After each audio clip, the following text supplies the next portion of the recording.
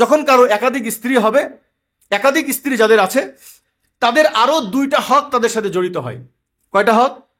আরো 2টা হক তাদের সাথে জড়িত হয়। মূল শর্ত হলো ইনসাফ করা। এই ইনসাফের ব্যাখ্যাটা আমি আপনাদেরকে জোহরে পরে দেবো ইনশাআল্লাহ। মূল হলো ইনসাফ হলো 3 জিনিসের মধ্যে সমান সমান করতে হবে। 3টা জিনিস আপনাকে সমান সমান করতে হবে।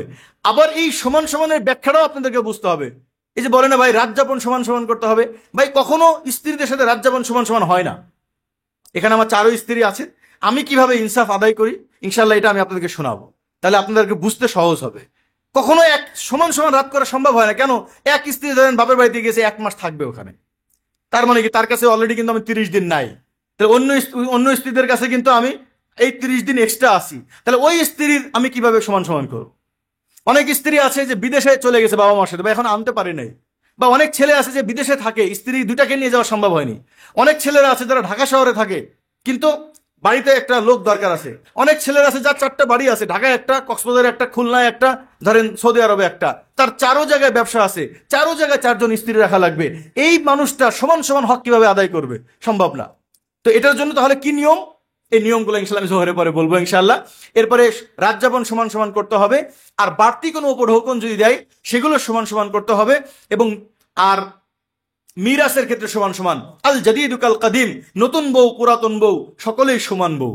আমরা মনে করি কি যে পুরাতন বড় বউ এর মেলা অধিকার আছে, মূল বাড়িতে এ থাকবে, আর ছোট বউগুলো সতার বউ সেগুলো কোনো রকম, অনেক বড় বউর তো অধিকার খাটাই, আমার স্বামীকে তুই বিয়ে করছিস।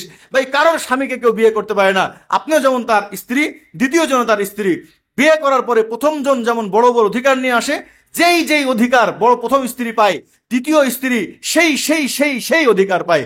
অনেক সময় দেখা যায় যে আমরা আচরণ করি বড় স্ত্রী আপন বউ, পরের গুলো সতার বউ। বড় স্ত্রীর সন্তানগুলো যেন আপন বউ, দাদারা দাদিরা শুধু তাকে ভালোবাসে, আর মাসনা সোলাসার উবা এরা যেন সতার বউ, তাদের সন্তানগুলো যেন অবৈধ, অনেক সময় দাদা দাদিদের সাথে কথাই কয় না।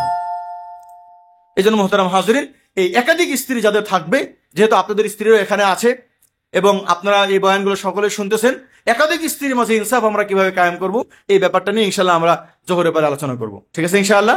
আর যে সমস্ত ভাইরা আমাদের কথা শুনতেছেন ইনশাআল্লাহ, আমাদের জোহরের পরে এই যে সমস্ত ভাইরা একত্রিত হয়েছেন যাদের একাধিক স্ত্রী আছে, আমরা তাদের মুখ থেকেই তাদের আমরা জীবন হিস্ট্রি শুনবো, যেন পুরা মুসলিম উম্মাহের জন্য এটা ভুল ধারণা ভেঙে যায়। আমরা মনে করি যে ভাই একাধিক বিবাহ এটা খারাপ জিনিস, একাধিক বিবাহ এই দেশের মানুষ করতে পারে না, এ দেশের নারীরা মানতে পারে না। আলহামদুলিল্লাহ আজকে এই প্রোগ্রামের মাধ্যমে পুরা বিশ্বের মানুষের কাছে, পুরা বিশ্ব মুসলিমের কাছে একটা মেসেজ দিতে চায় যে আল্লাহর বিধান সুন্দর, একাধিক বিবাহ এটা গোপনীয়ত বিষয় না, একাধিক বিবাহ কোনো খারাপ না, জেনা খারাপ, বিয়ে খারাপ না, একাধিক নারীর কাছে প্রেম করা খারাপ, কিন্তু একাধিক নারীর সাথে বিবাহ করা হালাল কাজ। আমার নবীজি করেছেন, সাহাবা একরাম করেছেন, তাবেঈন করেছেন, তাবে তাবেঈন করেছেন, আয়েম্মা একরাম করেছেন, ওলামা একরাম করেছেন, এবং মাশাআল্লাহ আপনাদের মতন আবরার মানুষগুলো, আপনাদের মতন সাহসী পুরুষগুলো বাংলার জমিনে করেছেন।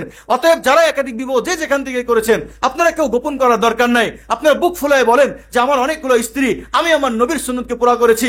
এই সমাজের লোকের দিকে তাকায় আতরুকু সুন্নাত হাবিবি লিহাউলাইল হুমাকা, যারা জেনাকে পছন্দ করে, যারা লাওয়াতাতকে পছন্দ করে, যারা জেনা করলে সংসার ভাঙে না, যারা আপনার অন্যায় করলে সংসার ভাঙে না, যারা প্রতিনিয়ত পর্নোগ্রাফি দেখে, এদের ভয়ে আপনি আল্লাহর হালাল বিধানকে ছেড়ে দিতেন, আল্লাহর হালাল বিধানকে আপনি গোপন করবেন। অনেক ভাই আমাদেরকে বলে হুজুর আমি বিয়ে করব কিন্তু গোপন করে রাখবো। খবরদার, আল্লাহর কোনো হালাল বিধানকে যদি কেউ গোপন করে করতে চায়, তার নিজের কাছে তার নিজের ইমানের সমস্যা আছে।